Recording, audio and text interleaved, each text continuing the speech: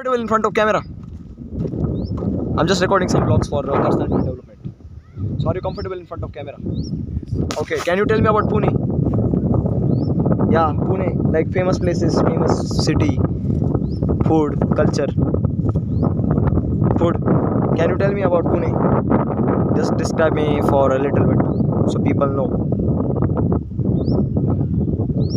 Like you can speak in Marathi also. Marathi yes Yes, you can tell me about in Pune. Yes Pune या पुण्याबद्दल काय तर सांगू शकता? पुण्यात सगळ्यात चांगली गोष्ट म्हणजे लोकांचे स्वभाव. हम्म, पुण्यामध्ये एक नंबर प्रत्येकाला मॅनेज करणारे, हम्म, प्रत्येकाशी मिळतं जुळतं घेणारे, प्रत्येकाला सहकार्य करणारे हम्म, असं हे पुणे. हम्म, जिथं पुणे तिथं काय होणे. हम्म. अच्छा, मला एक प्रश्न विचारायचा तुम्हाला अजून एक. ते म्हणजे आत्ताच्या काळात तुम्हाला काय वाटतं की अशा मी एक पर्सनॅलिटी डेव्हलपमेंट करतोय यूट्यूब चॅनल, तर ही आयडिया तुम्हाला कशी वाटते? एकदम मस्त. प्रत्येकाने काहीतरी केलंच पाहिजे. आणि अजून आत्ताच्या पिढीने लाईफमध्ये एक माइंडसेट असतो तो चुकीचा माइंडसेट झाला त्यांचा, तर एक राईट माइंडसेट तुम्हाला काय वाटतं की राईट माइंडसेट काय असेल? राईट म्हणजे प्रत्येकाने आपल्या आपल्या ह्याच्यावरती प्रगती करायला पाहिजे. जशी समजा आपलं परिस्थिती बघून किंवा आपलं शिक्षण बघून प्रत्येक ह्याच्यात क्षेत्रात उतरलं पाहिजे आणि स्वतःची पहिली प्रगती केली पाहिजे. आपली प्रगती झाली तर देशाची प्रगती होणार. अच्छा, आत्ताचे जे यंगस्टर आहेत त्यांचं तुम्हाला काय वाटतं का माइंडसेट कसं आहे त्यांचं, काय चुकतंय त्यांचं?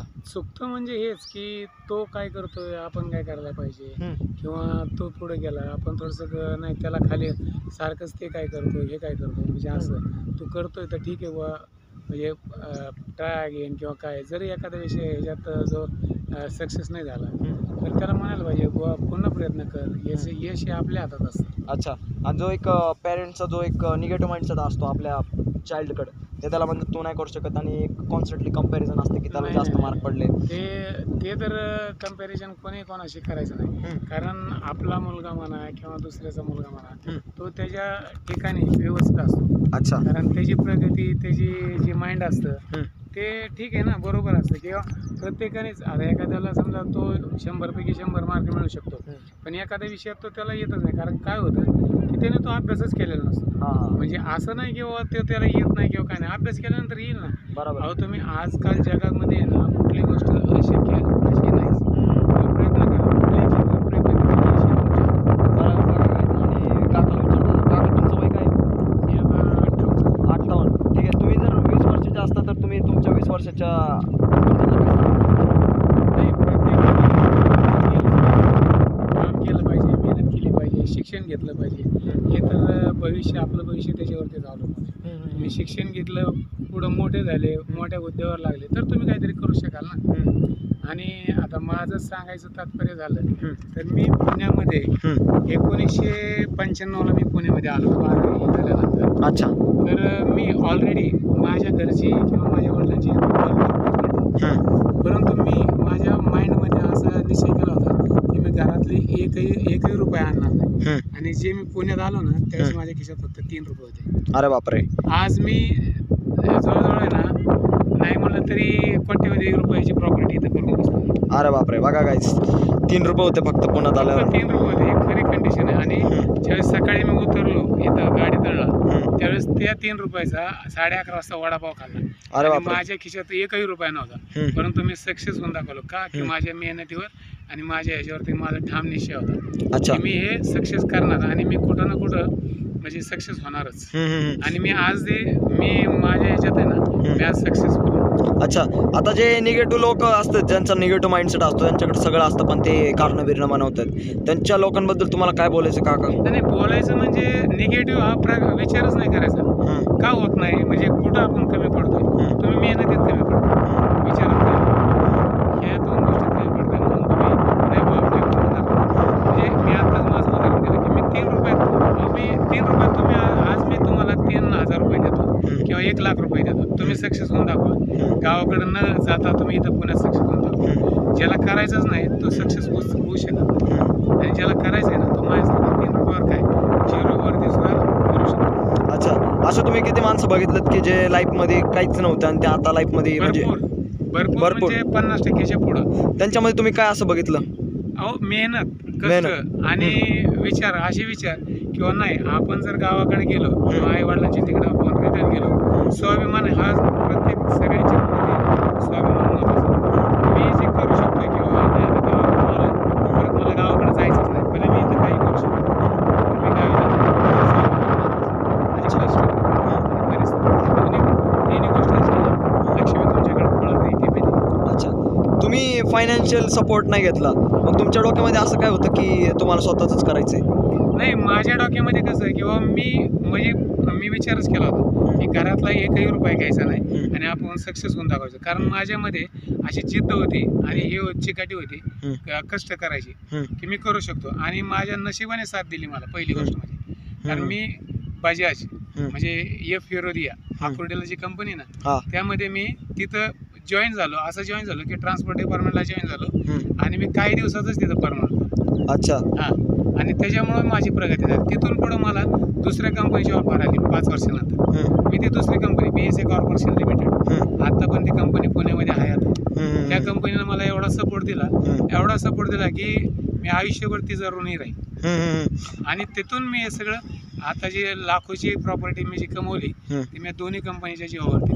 अच्छा, मेहनत आणि परिश्रम. व्यसन कुठल्याही प्रकारचं नाही.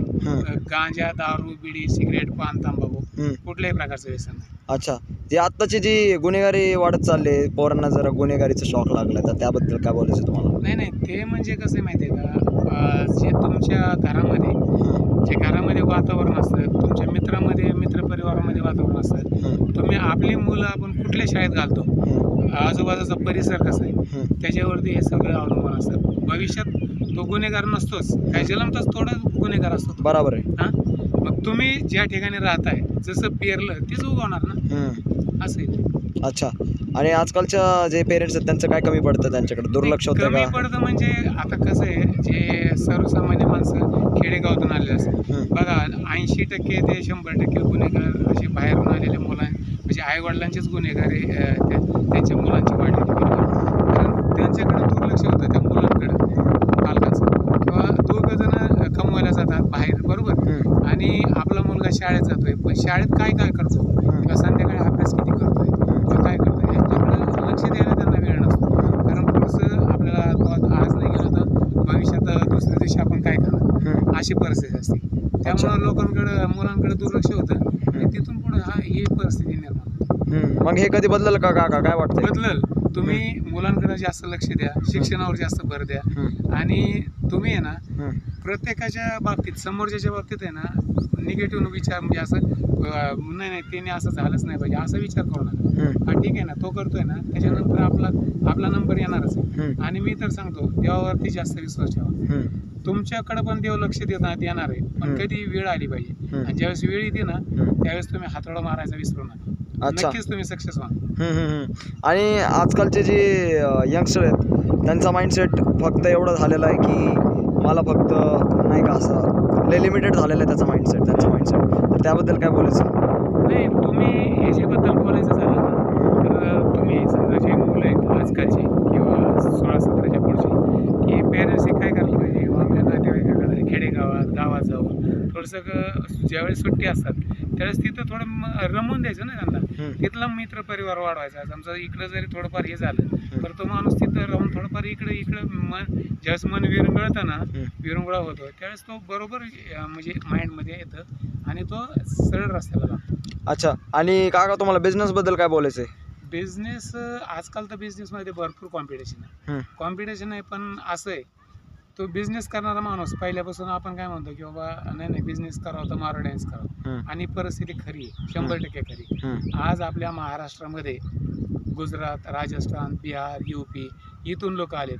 UP आणि बिहारवरून येणारा 10 वर्षाचा मुलगा रस्त्यावरती पाणीपुरी विकून 400 रुपये कमवतोय, बरोबर. आणि आपला नुसते कॉलर उडवतो, आपला मुलगा कॉलर उडवतो आणि तिथंच 200-400 रुपये रोज घालवतोय.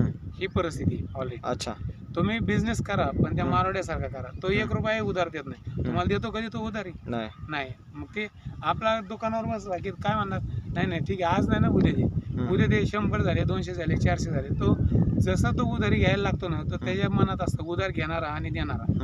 घेणारा बी तेवढाच चुकतो आणि देणारा पण चुकतो. अच्छा. आणि रिस्क घेण्याचं जास्त चांगलं वय कुठलं आहे?